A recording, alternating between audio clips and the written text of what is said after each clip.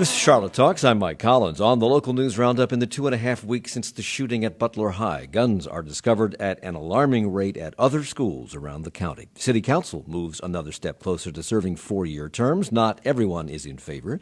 The I-77 toll road won't make the deadline for being fully operational by the end of the year, but will they pay fines for which are spelled out in the contract. I wish I could read what I wrote. And Atrium Health and the North Carolina and United States Justice Department settled a 2016 antitrust lawsuit about health care pricing. Our roundtable of reporters is set to talk about those stories and more, and they are Alex Olgan from WFAE News. Welcome back. Thank you. And Doss Helms is here, education reporter for the Charlotte Observer. Good morning. Good morning. Glenn Berkins is editor and publisher of QCityMetro.com. Good morning. Hello to you. And Eric Spanberg is here from the Charlotte Business Journal, where he has just ascended to the throne. To the position of, are you editor and No. I'm managing editor, but we're all day-to-day, as you know, Mike. So. Well, congratulations. Thank you. I think. Who knows? Well, yeah. Just under 3 weeks ago, we had the fatal shooting at Butler High School in Matthews, followed the very next day by the discovery of a student with a gun at Garinger. Then guns were confiscated from students. I hope I have the sequence correct here. Students at Hopewell High in Huntersville. This week on Tuesday, a scare at Olympic about a gun on campus. Police tracked down the suspects off campus, found a gun, arrested 3 students. All this while a gun was found at East Mech the same day, and the same day, a student at Eastway Middle School was found with a pocket taser. All of this in the course of about 2 weeks. How many weapons does that make, Ann? Well, guns and weapons are technically different in the way they report. I think they're saying they've had 7 firearm incidents. I think there must have been 1 or 2 before things got really hairy with the actual shooting. Mm-hmm. But it's a high pace. We've always had a fair number of guns confiscated at Charlotte-Mecklenburg schools. Well, I was going to ask, is it really a high pace? Are we seeing more of this because these are copycat things that they see these guns coming in, so I'm going to bring a gun for my protection, or I'm going to cause a ruckus because everybody's carrying a gun? Or is it that people are more vigilant now and we're finding these guns that have been coming in at this rate all along? Well, that's always been the big question, and Charlotte-Mecklenburg Schools has traditionally, when the state comes out several months after a school year is over, they give their tally of self-reported data, and Charlotte-Mecklenburg Schools traditionally has more guns than any other district, including Wake, which is larger. I think the last official tally we have, it was like 19 guns, so that's a lot, and they don't always get reported in the news because CMS is not going to put out a news release necessarily, and it tends to be when we hear about it from parents. But then what CMS will say is we confiscate them when we hear about it from students. So has the Observer or any other news organization gone in and asked to see private records or the records that they keep on guns in schools that don't get reported? Well, now I'm trying to figure out, they don't get reported necessarily in real time. So what happens is we ask and see them, but the details of the individual students are not necessarily available, but the incidents are reported. Glenn. Last night at Johnson C. Smith, CMPD held the first of its Bridging the Difference community monthly community forums leading up to the DNC convention, and that topic actually came up. Some of the parents spoke quite passionately about the level of fear in schools. I don't know if more guns are coming into school or if people are just being more diligent about finding them. But it was really interesting listening to the parents talk about the level of fear among some students, whether we're talking about on the buses or on the schools. Apparently, there is a bullying problem. Not to minimize the fear in schools, because it's certainly legitimate when you look at the number of mass shootings. But really, I read a statistic this morning that there are 55 million school children in the United States. And when you put the 55 million up against the number who have been threatened with or injured by or killed by a gun in school, the numbers are tiny. Yeah, but probability versus possibility is different. I think people see the possibility that it could happen to them as higher than the actual mathematical probability. Well, and I don't think the fear goes to mass shootings as much as fear of that person who might beat me up, right, or that other person who might have a weapon. So I need to have one to protect myself. Well, I was going to ask Ann, since she's more immersed in this than any of the rest of us, given what we just talked about and what's going on, I wonder if, and what the superintendent is going to talk about today, I wonder how much conversation there is that you hear about trying to balance between the fear, the possibility, and overreaction, doing too much. Oh, I think that's a huge issue. And, lockdowns happen with some frequency. I've got a request in to see actually how many they've had and what they've been about. But this generation of kids has grown up with lockdown drills and with actual lockdowns that happen if there's a crime in the neighborhood or if a stranger wanders into school and they're not sure who it is. And so to some extent, it's kind of become a routine thing. But as this anxiety ratchets up, I spoke yesterday afternoon with a 12-year-old who they had a lockdown that turned out to be very minor at his school, but he sat down and started writing a farewell letter to his mom because he didn't have a cell phone, and he put his address at the top in case that was the only way they would know which mom this letter was to. Wow. So CMSs and principals and teachers are always having to recalculate, do we make this routine to avoid fear, or do we make a point of notifying parents because that fear is out there? And if you find out after the fact and your child is traumatized and you haven't heard anything from the school, you may be upset. So when they locked down Butler High School during that shooting, parents kind of ignored police and walked across the street and tried to get into the school to get their children out. During the incident that occurred at Olympic High School, parents also jammed the streets outside the school, and one of them was a man named Myron Barnes. What can we do to really solve this issue? This is the fourth school that there's been a threat of gun violence in within a month span. We've had Butler, Garinger, Hopewell, and now Olympic, and this has to stop. So what are you hearing from parents? Well, there's a lot of anxiety. I don't think there is any unanimous decision on what the solution is. Anytime there's one of these stories, you get a lot of comments online saying metal detectors, screening, and I guess we'll see at 1:30 this afternoon. Clayton Wilcox is supposed to talk about what his next steps are going to be. Again, I don't know how practical it is to do that on a universal basis, but I think this parent fear, that's part of what they have to balance, is when do you let parents know in real time? How do you handle them? I think the feeling was that Olympic was probably a little better handled than Butler was because they'd had some preparation. Do school systems across the country talk to each other? Are there not best practices out there that would help them come up with I'm sure there are. There are conferences, there are consultants, but again, it's one thing to sort of know in theory. It's another thing. There are 176 schools here. Each one has a different physical layout, a different staff. I think at Olympic, the traffic to me was scary because people just, when you are coming and they don't let you onto campus when there's any possibility that there's a gunman there. So people were just piling along the roads, and by the time I was trying to leave, you had these little narrow lanes, and you had people taking their kids out walking in the street. You had people pulling up with, their younger kids in strollers. I mean, I was just, my gut was clenched because I didn't want to hit somebody and I didn't want anybody else to get injured in the traffic. So CMS Police Chief Lisa Mangum was asked if authorities are confident they'll get a handle on this problem of guns in school. Yes, we believe we can. We are steadily evaluating our safety plans. We're in talks with our community, with our partners in law enforcement, to come up with a way to keep the guns out of our schools. That is probably our most critical thought process right now, is how do we stop the guns from coming onto our campus? So are we to anticipate then that Clayton Wilcox today will come up with some of the things they've decided to do? I mean, that's what she's talking about? Yes, I think there are a number of things that are already in progress. There's always been awareness of this. It got higher after the shooting in Florida. It got higher after Butler.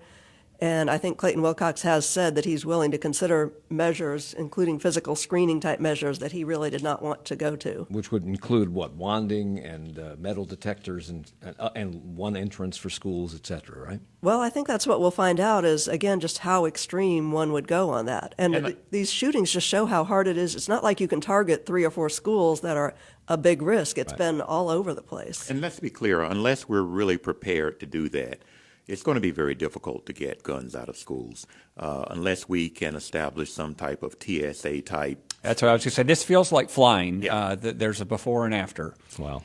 On the day that both Olympic and East Mecklenburg high schools had gun incidents, the Charlotte-Mecklenburg Youth Council met to address school safety. The timing was coincidental. This was planned before those incidents took place.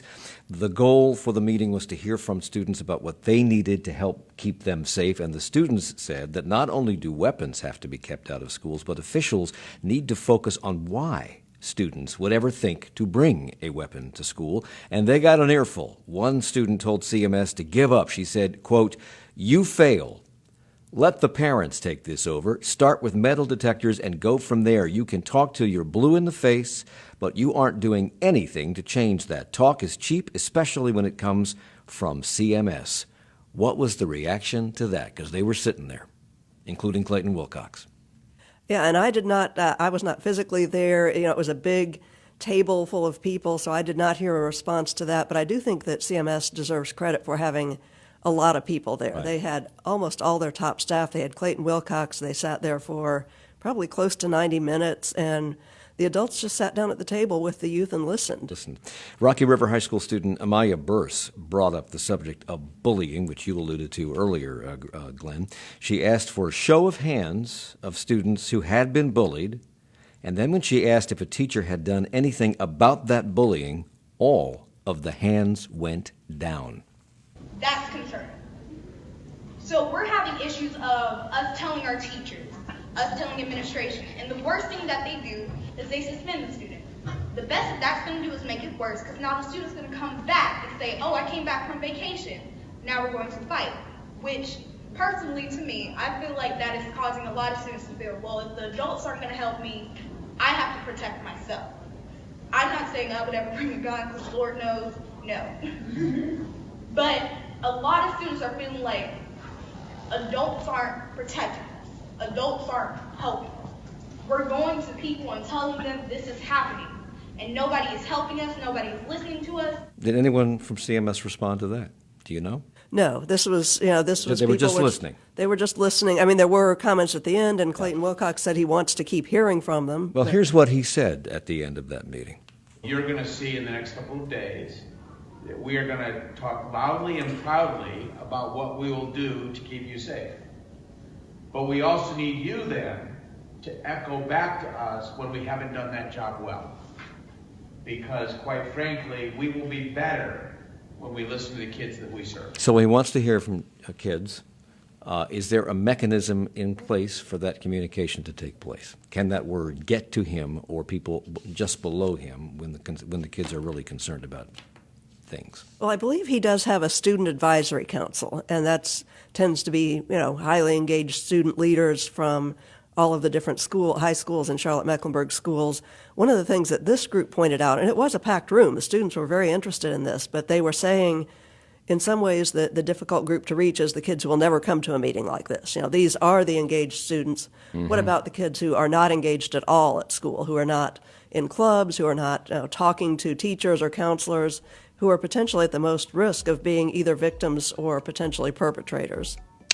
Well, we'll be talking about this for months to come. I'm certain of it. When we come back, 4-year terms, really? Gerrymandering, lawsuits flying, Bill James, quiet. Everybody getting along. Oh, my. Oh, my. We're coming right back at Charlotte Talks on WFAE. Support for Charlotte Talks comes from WFAE members and our town's Habitat for Humanity, building affordable housing through proceeds from Habitat Restores, with locations in Cornelius, Mooresville, and Statesville. Details at ourtownsrestore.org.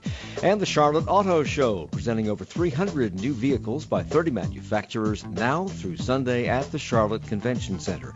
Ride and drive test drives, new technology, demos, and more. Details and tickets at charlotteautoshow.com. Coming up on Monday on this program, a look back at our founding fathers. In his new book, American Dialogue, historian Joseph Ellis covers everything from what the words pursuit of happiness and we the people really meant back then to how the founders might have handled some of today's difficult topics.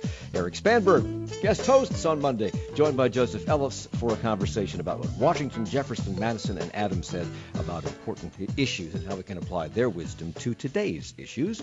That's coming up Monday at 9. If everything you owned went up in flames, what would you say? Do you suppose I could get a hug? Sure, man. Take care of yourself, all right? Deadly wildfires leave thousands bereft in California. Also, Queens and Northern Virginia find their best deals on Amazon, and a controversial first for the First Lady. The Friday News Roundup next time on 1A. The roundup of the week's news continues on 1A, coming up from 10 to noon after Charlotte Talks on 90.7 WFAE. It's Charlotte Talks on listener-funded 90.7 WFAE and 90.3 WFHE. I'm Mike Collins with our roundtable of reporters for the weekly news roundup. Eric Spanberg, who will be your humble host on this program on Monday. Well, maybe not so humble, because he's now the managing editor of the Charlotte Business Journal. Glenn Berkins is here, editor-publisher of QCityMetro.com, and Doss Helms from the Charlotte Observer, and Alex Olgan from our newsroom at WFAE News. This week, the Charlotte City Council's Budget and Effectiveness Committee voted 3-2 to recommend 4-year staggered terms for city council people, and I guess the mayor, beginning in 2021. The 2 Republicans on council, and therefore the 2 Republicans on that committee, and therefore the 2 Republicans in office. In Charlotte. In Charlotte. Ed Driggs and Tariq Bokhari voted no. Where is this move to 4-year terms coming from? Who is spearheading this? Well, this is one that, other than Alex, the rest of us have been here a long time. We've heard this percolate from time to time. This comes up periodically. Yes, it does. 2011, I think, was the last time for the council, 2015 for the county commission. So Braxton Winston, at his first business meeting as a council member, which was in 2017, brought this up, said we need to we need to have longer terms, that we can't do our business, in essence, with a part-time job. And so it has gained momentum from there. And you're right, Mike. Other than the 2 Republicans, it seems like everybody else on council is pretty much in favor of this. Yeah, when it has come up before and it didn't go anywhere, why didn't it go anywhere? I think public outcry was a big part of it. Why are we opposed to that in Charlotte? Well, I think part of it is this is the way it's always been done. I think another part is the fear of not being able to throw people out after 2 years if you're unhappy with them. And then there's another argument of, hey, this works for Congress, this works for the state legislature, why is city council different? And it actually works for the Charlotte-Mecklenburg School Board. Right. I believe the state legislature set it up that way when they created the district seats. So it is the staggered, you'll have 1 year, you'll have the district seats, and then 2 years later you have the at-large seats. And of all the things that people get mad at the school board for, I don't think I've heard a lot of outcry about 4-year terms. And proponents of 4-year terms might have a point, but it just seems so self-serving. Well, Democrat Lawana Mayfield believes that council would be more effective at representing the community because they'd have more time to settle into their jobs, and we've heard this from several newcomers particularly, settle into their jobs and learn about issues without worrying about re-election all the time. Now, I asked the mayor about her position on 4-year terms on this program yesterday. She seemed pretty reluctant to wade into this, but she did say that the final decision should be up to the voters and should not be based on how much time it takes to run for office. I think the question for all of us is, what would it mean? What difference would it make? And you have to be able to articulate that. Now, personally for me, the difference would be perhaps that you wouldn't have to have a campaign every 2 years, but that's not a sufficient reason. She also said that candidates for mayor and city council file for office. They will file for office in July of next year, 2019, for a September primary and a November election. That does not seem like a long election cycle or something that you're going to spend a whole year worrying about. Does she have a point?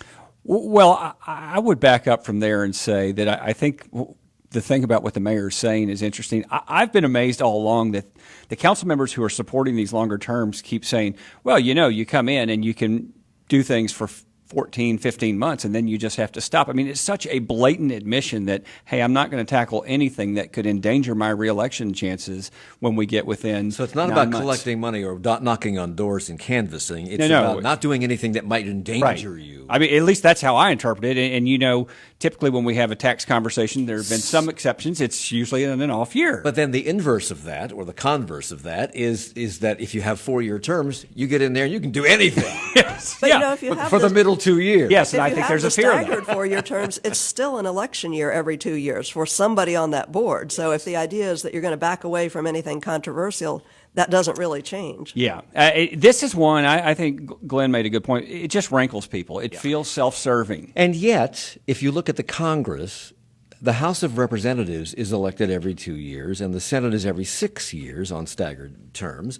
And the Senate, who has been in, they have longer terms, are the more deliberative, more sane body, if you take a look at the two houses of Congress. So does that defeat that argument?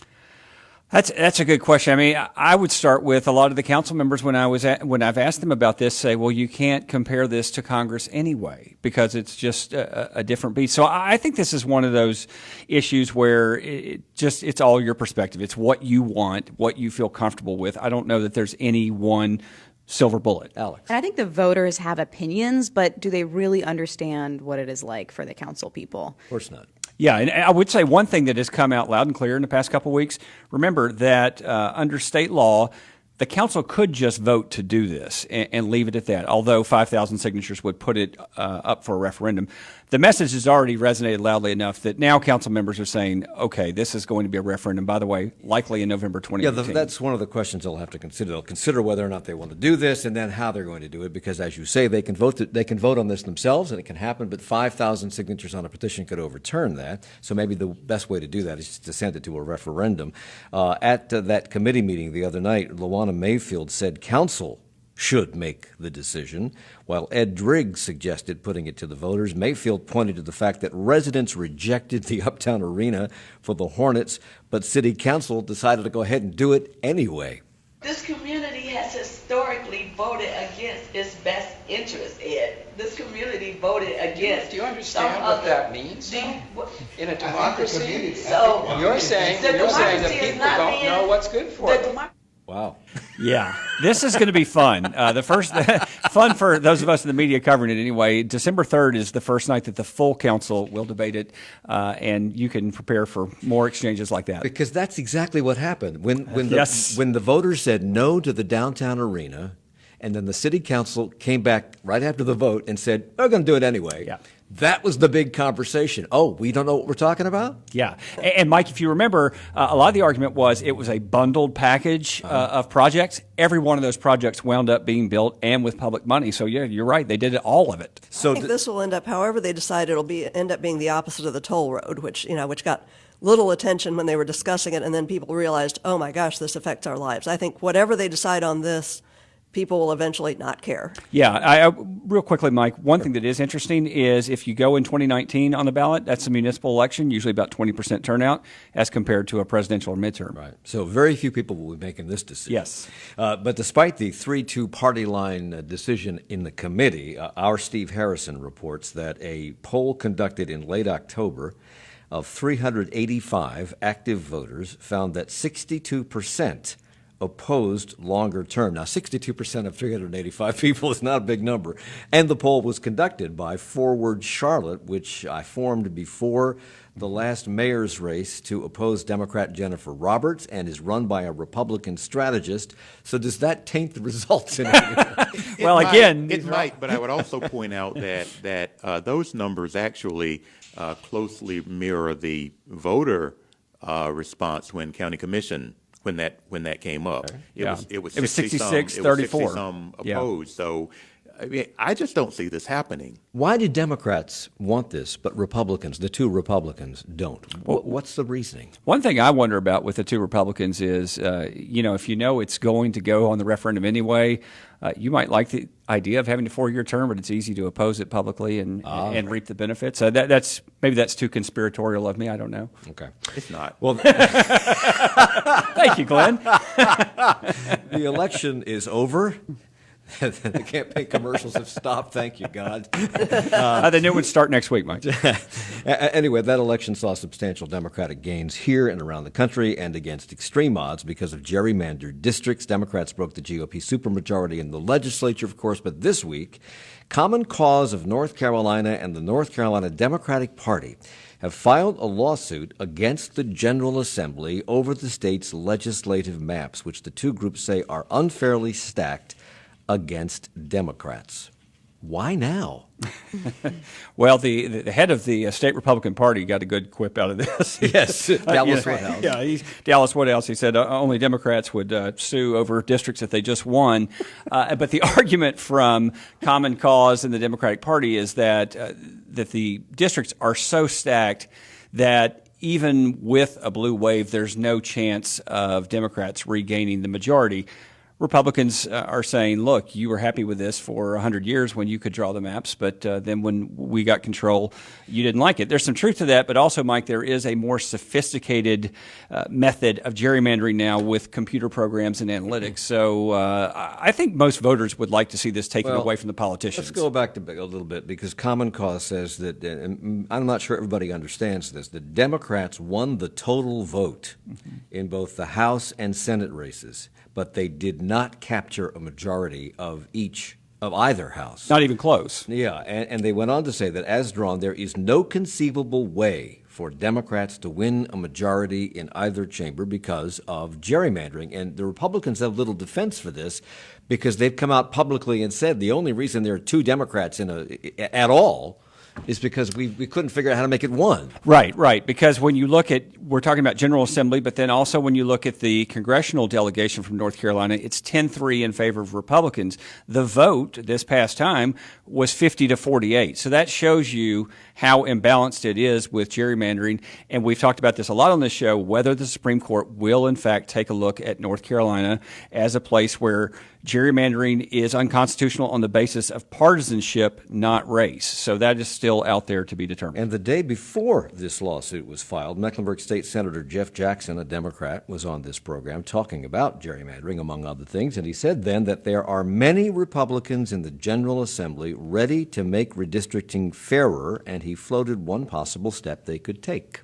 One idea is to take the State Board of Ethics and Elections, which the Republicans reformed, that basically made it 4 Republicans, 4 Democrats, and 1 unaffiliated picked by that group, and you make it the State Board of Ethics, Elections, and Redistricting, because they entrusted this group to make partisan decisions that affect elections by making it balanced. So if you're willing to do that with respect to election decisions, maybe you're willing to do that with respect to redistricting. Now there's a question. Would Republicans be willing to do that?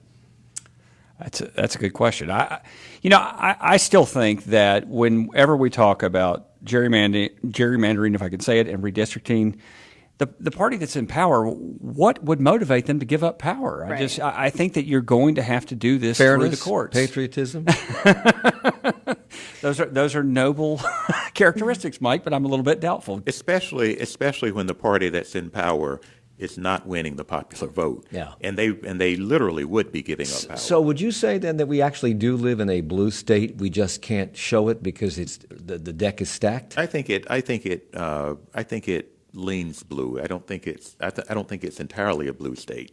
But with so many people now being unaffiliated voters and maybe they switch back and forth, Right. do we really know if it's blue or red? And the demographics are changing because people are moving here from elsewhere. The 9th Congressional District is still, the networks, for whatever power they may have still not called the 9th Congressional District, although Mark Harris went to Washington on Monday to go through orientation as the new representative from the 9th.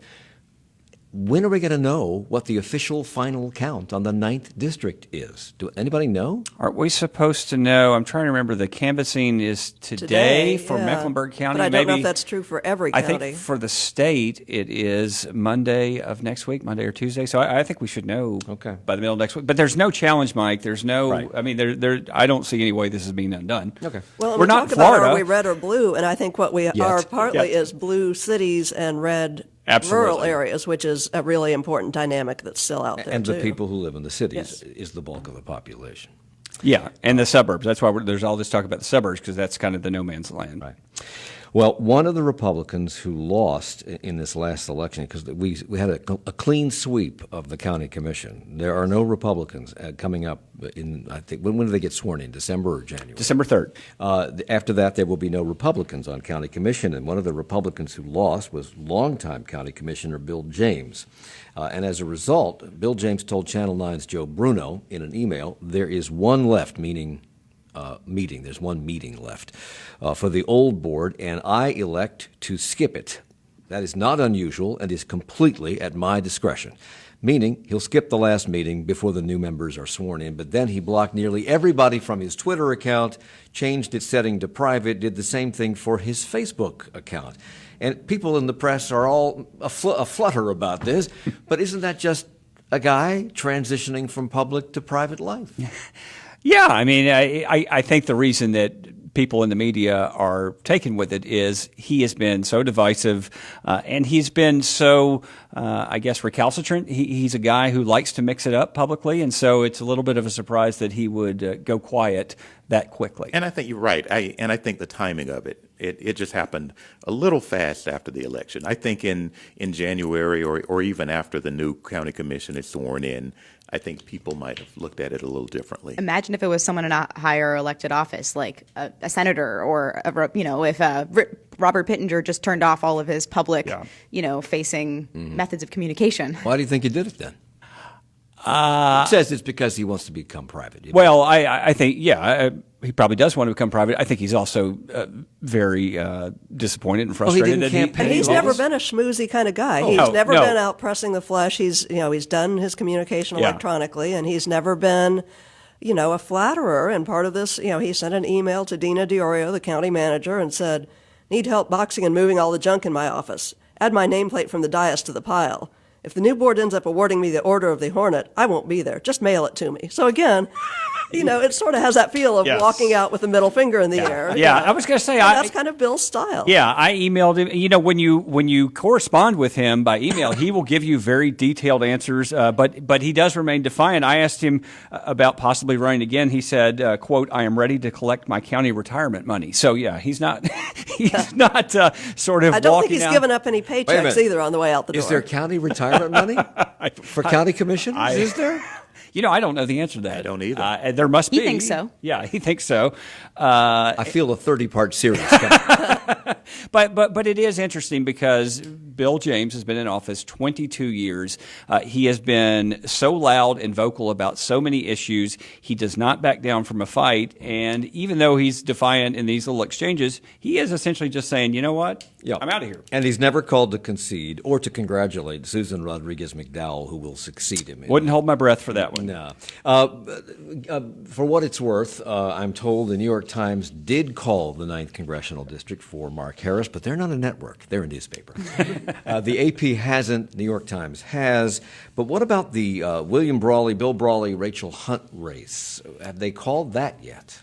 No, I think it'll be today that they'll officially call it. But Rachel Hunt, last week we were on this roundup talking about how Rachel Hunt had not conceded. Now she has declared victory. She is, I think, 62, 64, 67? something like that, yeah. She went from being 52 votes behind when they got the next round of, the provisional ballots got counted. Yeah. She's now, And that's been steady, Ann, ever since they got those in. It's been about a 60-vote margin. Well, for those people who are against the I-77 toll lanes, good news, you can't use them. We'll fix that. No tolls for you. It's like, no tolls for you. We're going to come back and talk about it. They're a little late on the opening of those toll lanes, among many other things left to talk about in the next 20 minutes or so on the Local News Roundup on Charlotte Talks.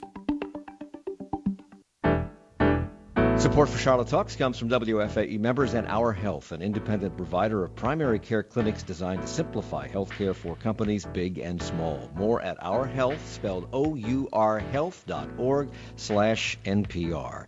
And Tyndall Subaru Gastonia, featuring the new Outback with eyesight safety technology that sees problems and initiates action to help avoid trouble. Details at tyndallsubaru.com and on Facebook at Tyndall Subaru. Coming up in 20 minutes, the News Roundup continues news with a national and international slant on 1A. Experts are looking for the source of California's deadly wildfires. Elections in places around the nation are still undetermined. New York and Northern Virginia. We've already talked about this. Found deals with Amazon, but who got the better end of that bargain? His Joshua Johnson's panel of reporters. We'll talk about those stories and more coming up on 1A, and we're back in 30 seconds. Hi, I'm Sarah D'Elia, host of WFAE's She Says podcast. On Tuesday, November 27th, individuals and charities will come together to celebrate generosity and to give. This Giving Tuesday, WFAE encourages you to support the charities that you're passionate about. Volunteer, make a donation, or just share the good work of a charity you love. You can make a tax-deductible contribution to WFAE at 704-549-9000 or online at WFAE.org. And thanks. It's Charlotte Talks on the local news roundup on WFAE and WFHE. I'm Mike Collins. Eric Spanberg is here from the Charlotte Business Journal, Andos Helms from the Charlotte Observer, Alex Olgan from WFAE News, and Glenn Birkins from QCityMetro.com. The I-77 toll lanes were supposed to be operational by the end of this year. I kept driving I-70. I've been driving I-77 up and down and up and down. Are you a masochist?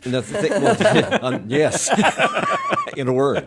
But I've been thinking, this is never going to be done by the end of the year, and I was right. They will not be done, and the Business Journal reported this week that I-77 Mobility Partners, the offshoot of the Spanish company Cintra that will run this thing for 50 years and take all the revenue, said that only a portion would be opened at year's end at reduced tolls. How kind of them. There will ultimately be 26 miles of toll lanes. How much and which portions will be opening before the beginning of the year? They have not given specific figures. They've said that the northern end will be ready by the end of the year. They have also, I think, perhaps conflated some of this because, remember, you had some interchanges that were added later in the project, which they and others expected to be late, but what we can't tell is what about some of the other southern portions. At least that has not been made clear to me in my communications with them. But what caught me by surprise, and I think some other reporters, is so there are these penalties, Mike, for $10,000 a day. $10,000 a day, and we kept hearing January 1st, end of the year. And now when this news comes out, it also comes with the news that the deadline has been pushed back to November 1st of 2019, which means it's very unlikely that they will end up paying penalties. So another year of this? Well, they're saying the first half of the year they'll be finished, but the deadline, if things were to go wrong, they have all the way until October 31st. But not only do they have to, they have all these flyover bridges that are going up and lanes. Yeah. I don't know what they're for, but they're going up. And they're in very early stages of construction. And then they have to go through and repave all of the existing I-77 that they tore up to move all these lanes around for construction purposes. That'll be a nightmare. Yeah, and part of that repaving they're saying is a general improvement for everyone because the free lanes will also be upgraded. And they're paying for that? Cintra is They are paying for that, and that's part of the reason the price has gone from $650 to $670 million. But I want to go back to where you started, Mike, which is driving up and down 77 and noticing the progress of the construction. When Secretary of Transportation Jim Trogdon was here for a meeting at the end of the summer, I remember Eli Portillo from The Observer, myself, Joe Bruno, others, we had all just driven up 77 and looked at that and said, there is no way you guys are going to be ready, are you? And, the representatives, Cintra said, we're still on schedule for end of the year. And pay no attention to that man behind the curtain. Exactly. So that's, that's life reporting, I guess. Okay, so this week Amazon announced that not one, but two cities would become their second North American headquarters. Is it 2 and 3, or are they just calling it 2A and 2B? 3, 4, 5. Right. Queens, New York, Long Island City, I think, and Crystal City in the D.C. suburbs of Arlington, Virginia. Now, I can't speak for the New York City Metro, but I can for Crystal City because I grew up around the corner from there. Why would anybody want the hassle of having to go to work there every day? It's a wasteland of it's an office park.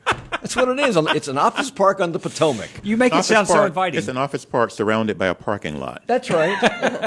And access to 95, which is also a parking lot most of the time. Now, anyway, so that aside, They must have gotten some pretty sweet incentives. I'm glad you mentioned that. Only reason, aside from that, perhaps, I can think of is that somebody at Amazon actually watched the video that we sent as part of our pitch.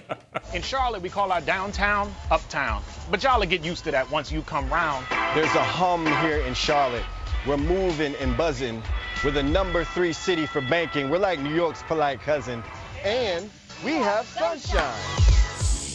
That aside, Are you getting royalties every time you play that? By the way, what could go wrong? I love it. That aside, we're going to put that in squawks. That aside, the D.C. suburbs were long rumored to be Amazon's choice, as was New York City, and there are people who believe that perhaps this whole thing was a ruse, that it was just a way to leverage and get more incentives, and also to get a lot of data from the cities, the 200-plus cities that put in a bid. Were we played? Pretty good advertising campaign, too. You get a lot of attention, a lot of mentions.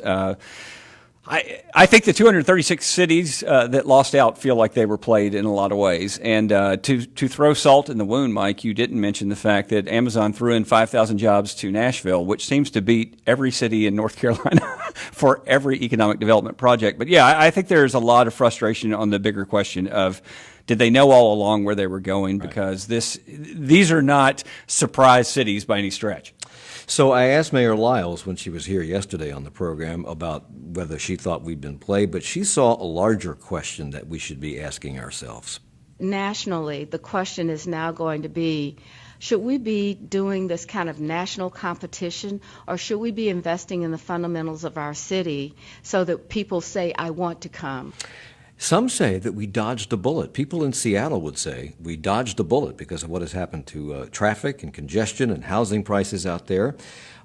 Is that what she's saying, or merely that we shouldn't chase shiny baubles, but instead make ourselves a place that people really want to come to on their own? Yeah, I think she's door number 2, which is if you focus on the fundamentals, then you don't have to go out and convince people to come here. They're going to want to be here. And a lot of people use the example of Northern California. That's certainly not a cheap place to live, but they have all the brains, so that's where people go. Yeah, but there's a little more to Northern California than just Silicon Valley. That area has been expensive for a long time, and I doubt that if we had won Amazon, that we would have seen our cost of living and housing prices match San Francisco or Seattle or whatever.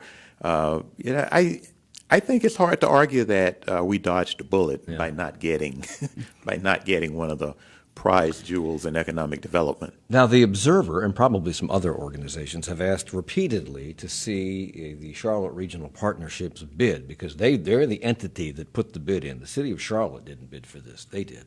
And we've been denied this lovely opportunity. We do have that. We could play that thing again.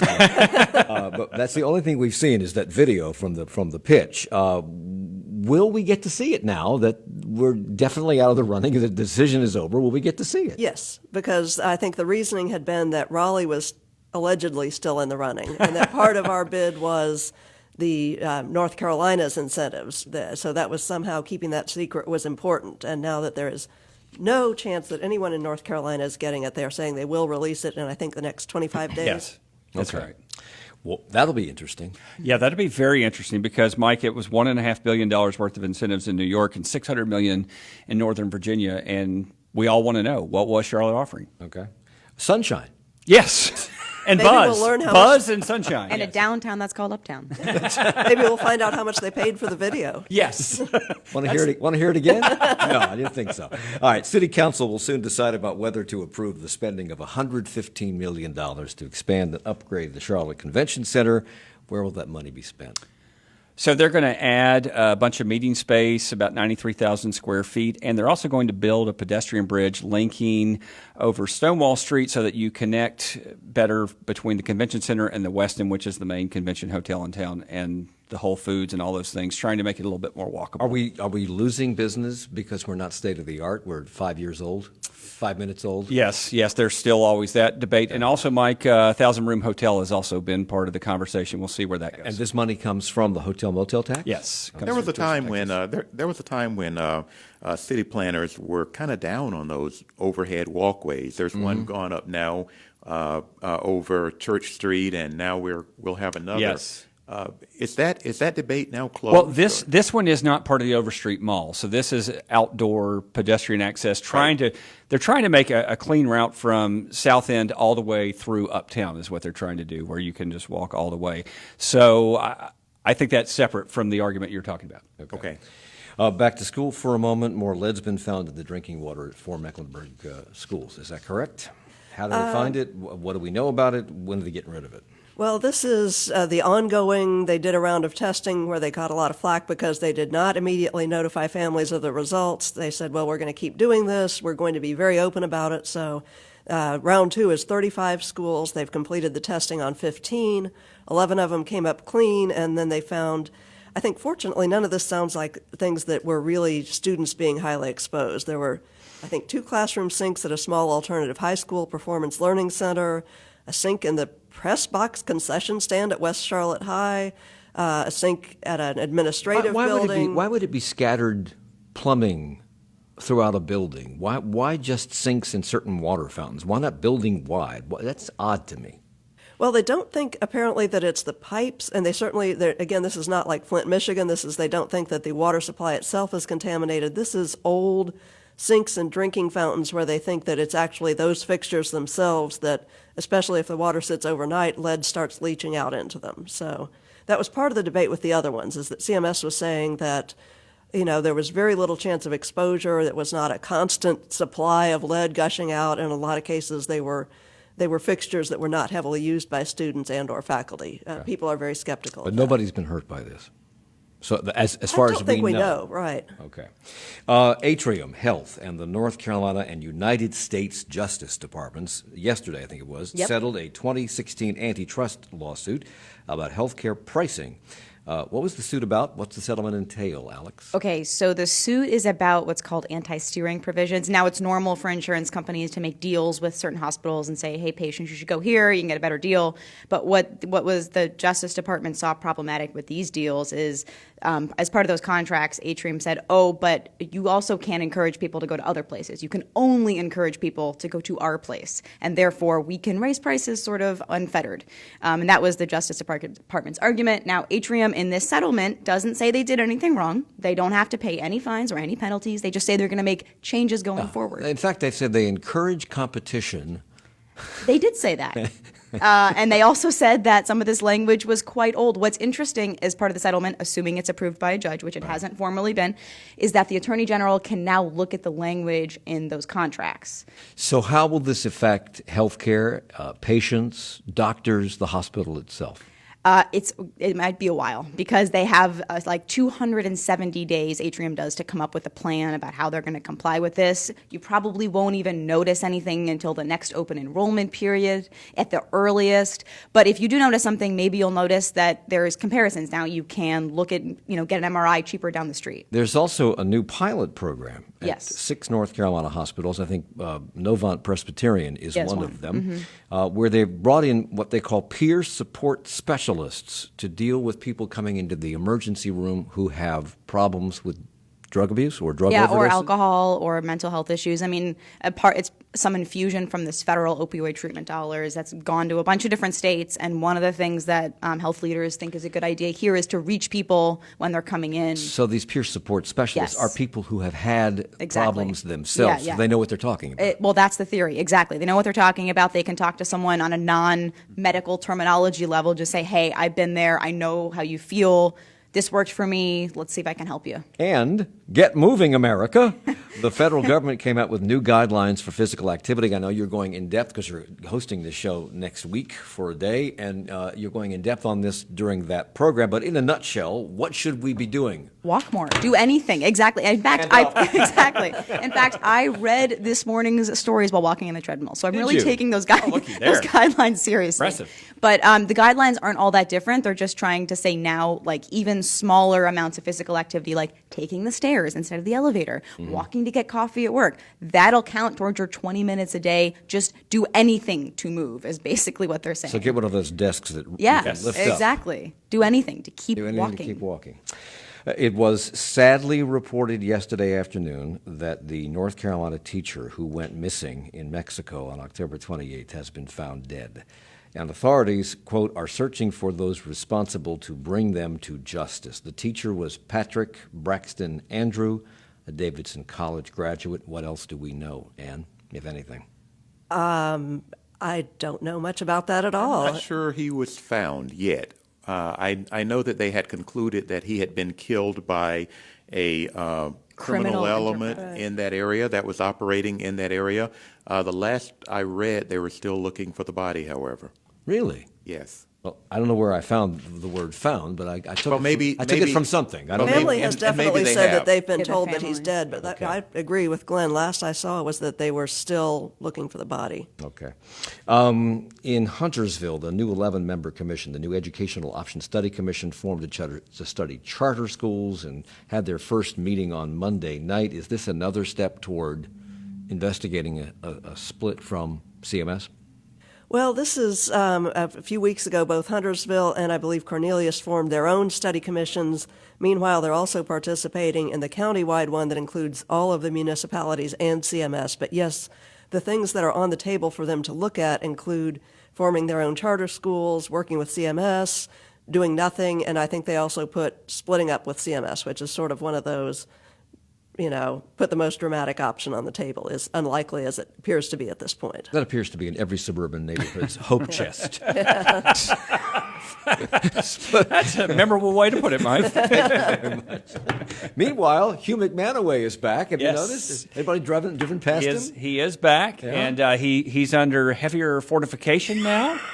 So I think Hugh's in good shape for the Thanksgiving holiday, the busy travel season. If people don't know And who's going to be the first person to dress him up now that that's he's true. in his new location? Hugh McManaway is the gold statue at the corner of Queens and Queens, Providence and Providence. He's been there for years, and he was disappeared about a year ago when a car, for the 19-zillionth time, hit the statue and really did some damage. They've repaired the damage, and as you say, they put him up now on a fortified pedestal. Yes. So they can, all the years that he used to just stand out in the middle of the road and direct traffic, he never had Never a a problem. scratch. Never a scratch.